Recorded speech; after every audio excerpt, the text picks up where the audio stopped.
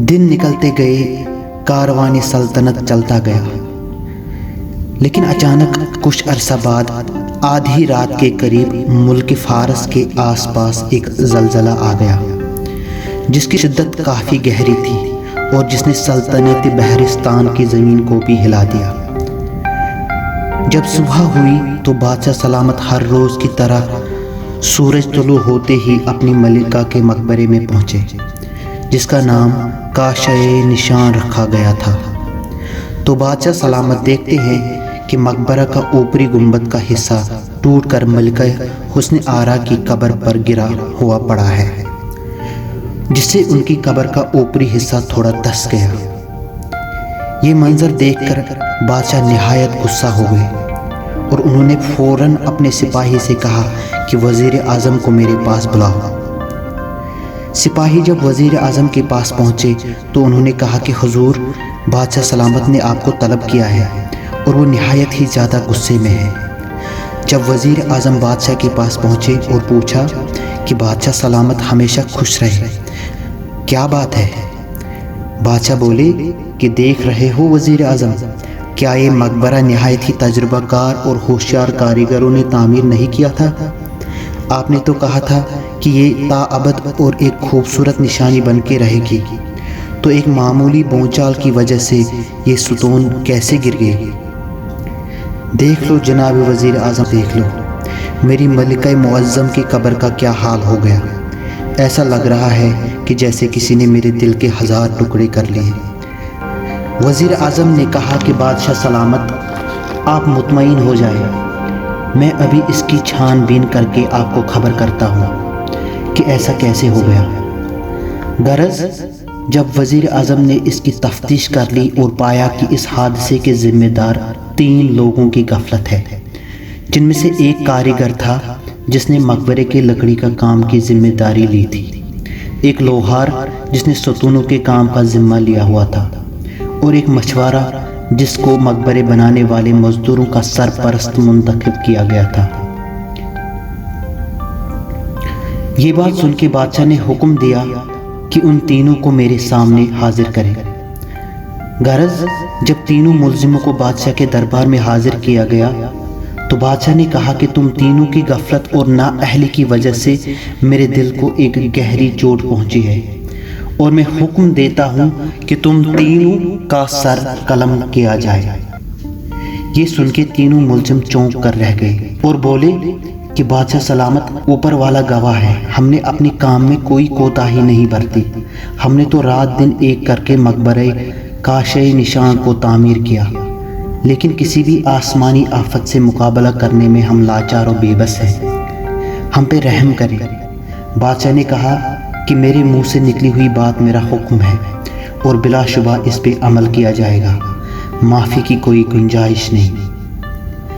अगली सुबह जब मुल्जिमों का सर काटने के लिए दरबार आरास्ता हुआ तो वज़ीर आज़म ने बादशाह से कहा कि हुजूर, मलिका शहजाद निहायत ही रहम दिल और शराफत की एक मिसाल थी। वो अगर ज़िंदा होती तो कभी नहीं चाहती कि वो किसी के मौत का बाइस बन जाए। मुझे लगता है कि आपका ये फैसला मलिका शहजाद की रूह को तकलीफ पहुंचा सकती है। तीनों मुल्जिमों ने बादशाह से कहा कि बादशाह सलामत, आपको अपनी मरहूम शहजादी का वास्ता हम पे रहम करे और हमें एक मौका दे। वज़ीर आज़म ने भी बादशाह से कहा कि हुजूर, मेरा मशवरा है कि आप कुदरत की आफत के मारे ये 3 मुल्जिम जिनको आप मौत के हवाले करने वाले हैं, आपको इन्हें एक मौका देना चाहिए।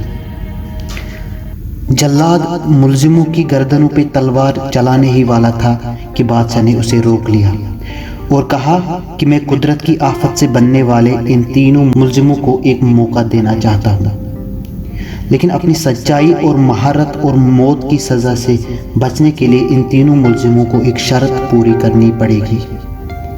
वज़ीर ने बादशाह से पूछा, कैसी शर्त? बादशाह सलामत बोले कि इस लोहार को एक मछली बनानी पड़ेगी जो बिल्कुल एक असली मछली की तरह पानी में तैर सकती हो, बिल्कुल मालूम न हो कि मछली असली है या नकली। तीनों मुल्जिमों में जो मछुआरा था اس کو ایک ایسا جال بنانا پڑے گا جس کو پانی میں پھینکتے ہی وہ جالا اس لوہار کی بنائی ہوئی مچھلی کو پکڑے، اور ملزموں میں جو لکڑی کا کاریگر ہے اس کو ایک لکڑی سے بنایا ہوا ایسا گھوڑا بنانا پڑے گا جو ایک اصل گھوڑے کی مانند ہو، اور ایک اصل گھوڑے کی طرح انسان اس پہ ایک جگہ سے دوسری جگہ سفر کر سکتا ہو۔ یہ بات سن کے سب لوگ سن رہ گئے، اور وزیر اعظم نے بادشاہ سے پوچھا، یہ کیسی شرط ہے؟ یہ تو بہت ہی مشکل بلکہ ناممکن ہے۔ بادشاہ نے غصے میں کہا کہ ان کاریگروں کو اگر موت کی سزا سے بچنا ہوگا تو انہیں یہ کرنا ہی ہوگا، اور وہ بھی بس 6 دنوں کے اندر، ورنہ ٹھیک 6 دن کے بعد میں ان تینوں کو تختہ دار پہ مصلوب کر کے موت کی نظر کر لوں گا، اور یہ بات فیصل ہو چکی ہے۔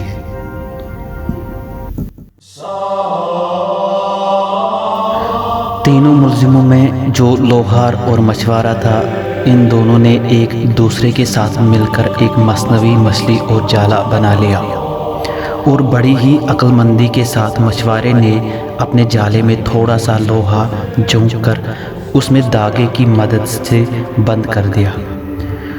لوہار نے اپنی مچھلی میں ایک پالتو کیڑے کے ساتھ تھوڑی سی کشش یا چومبک ملا دی، جس سے یہ مچھلی پانی میں تیرنے کے ساتھ ساتھ مچھوارے کے لوہے سے بنے ہوئے جال سے چپک جاتی تھی۔ غرض یہ دونوں بادشاہ کی دی ہوئی شرط کا حل نکالنے میں کامیاب ہو گئے، اور ادھر جو تیسرا ملزم کاریگر تھا اس نے بھی اپنے ہنر کی بدولت ایک لکڑی سے بنایا ہوا گھوڑا بنا دیا، جو دکھنے میں بالکل ایک اصلی گھوڑے کی طرح لگ رہا تھا۔ لیکن بہت ساری کوششوں کے باوجود بھی اس لکڑی کے کاریگر کے دماغ میں کوئی ایسی تدبیر نہ آئی جس سے یہ گھوڑا کوئی حرکت کر سکتا۔ غرض اس کو معلوم ہوا کہ یہ کام دراصل ناممکن ہے۔ لگاتار 5 دنوں تک سوچتے کوئی بھی تدبیر راست نہ آئی۔ اس کاریگر نے سمجھ لیا کل صبح سورج طلوع ہوتے ہی ان کی موت انتظار کر رہی ہوگی۔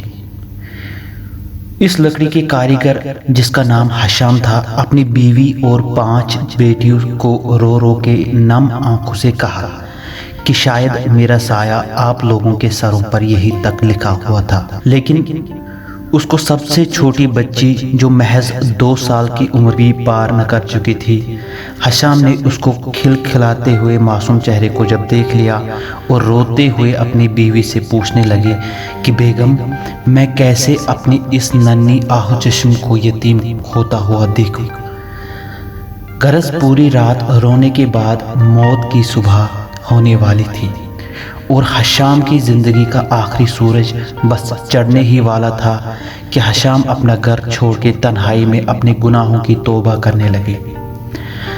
گھر سے دور ایک ویران بیاباں میں حشام کی آنکھیں نم ہو رہی تھیں کہ اس نے اوپر ہاتھ اٹھا کے دعا مانگی کہ اے میرے پالنے والے اور زندگی دینے والے، میں اپنی 5 نقطۂ نظر بیٹیوں کو کس حالت میں چھوڑ کے جاؤں، مجھ پر رحم کر میرے پالنے والے۔ اسی کیفیت کی اور رنج و غم کی حالت میں ان کی آنکھ لگ گئی، اور ان کے خواب میں حضرت خواجہ خضر حشام کی زیارت ہوئی، جنہوں نے حشام کو اس خستہ حالت میں پوچھا کہ فرزند کیوں اتنا اکیلا اور نم آنکھوں میں بیٹھا ہوا ہے؟ آخر کس چیز نے تمہیں اتنا لاچار اور بے بس کر لیا؟ حشام نے جب رنج و غم کے حالت کی وجہ اس بزرگ خواجہ صاحب سے کہی اور بولے کہ میں لاچار ہوں، بے بس ہوں، مجھے قسمت نے یہ ناممکن کام کیوں سونپا جو کسی کے بس کا نہیں؟ میری موت اب مجھ سے دور نہیں۔ اے محترم بزرگ، آپ ہی بتائے کہ خدا را ہم کیا کریں؟ خواجہ صاحب نے تشریف رکھ کے حشام کا ہاتھ پکڑا اور بولے کہ بھلا ایسا بھی کوئی کام ہے جو خدا کے بس میں نہیں ہے؟ لو یہ داغا لو اور یہ خدا کی ایک دی ہوئی امانت سمجھو۔ اپنے گھوڑے کو جو تم نے لکڑی سے بنایا ہے، یہ داغا گلے میں باندھنا اور حکم دینا کہ خدا کے حکم سے جس جگہ کا نام بھی دو گے وہ تمہیں آنن فانن پہنچا دے گا۔ یہ گھوڑا انمول ہوگا اور اس کے سامنے پہاڑ چٹانیں بالکل بے بس ہوں گے، کوئی بھی چیز اس کے راستے کو نہیں روک سکتی۔ یہ عطیہ خدا کی طرف سے ہے اور اس وقت تمہیں خدا کی خاص توجہ موصول ہوئی ہے، مگر یاد رکھو کبھی بھی اس گھوڑے کو دوسرے گھوڑوں کی طرح نہیں باندھنا، یہ اس کی ایک محدود شرط ہے۔ یہ باتیں ہوتے ہوئے ہی حشام کی آنکھ کھل گئی اور کیا دیکھتے ہیں کہ داغا بالکل اس کے سامنے پڑا ہوا ہے۔ حشام نے خدا کا شکر ادا کیا اور بڑی جلدی سے اپنے گھر کی طرف چل دیے اور یہ داغا اپنے بنائے ہوئے گھوڑے کے گلے میں ڈالا اور کہا کہ خدا کے حکم سے مجھے بادشاہ کے محل لے جائیں۔ اور کیا ہوتا ہے کہ اچانک جیسے اس گھوڑے میں جان آ جاتی ہے اور گھوڑا بادشاہ کے محل کی طرف نکلنے لگتا ہے، لیکن محل کے دروازے پہ اس کاریگر حشام کو بادشاہ کا اکلوتا فرزند مل جاتا ہے جس کا نام دلارام تھا۔ دلارام نے حشام سے کہا کہ یہ انمول گھوڑا آپ کو کہاں سے ملا؟ یہ تو واقعی نایاب ہے، میں اس کی ایک سواری کرنا چاہتا ہوں۔ حشام نے کہا کہ شہزادے حضور، اگر میں نے یہ گھوڑا آج ہی بادشاہ سلامت کے حضور میں پیش نہیں کیا تو بادشاہ سلامت مجھے موت کی سزا دیں گے۔ شہزادہ غصہ ہو گیا اور بولے کہ اگر تم نے ممانعت کی اور میرا حکم نہیں مانا تو بادشاہ سے پہلے میں خود تمہیں مار ڈالوں گا۔ غرض کاریگر حشام کو شہزادہ دلارام کی بات ماننی ہی پڑی اور شہزادے نے بادشاہ کو پیغام بھیجا کہ میں اس کاریگر کے بنائے ہوئے گھوڑے کو لے کر شہر المسنیہ جا رہا ہوں۔ یہ وہ شہر تھا جہاں شہزادہ اپنی پڑھائی کر رہا تھا، جو کہ بحرستان سلطنت سے کافی دور تھا۔ یہ گھوڑا لے کر شہزادہ نکل پڑے اور چلتے چلتے نہ جانے کب شام ہو گئی اور دھیرے دھیرے سے رات ہونا شروع ہو گئی۔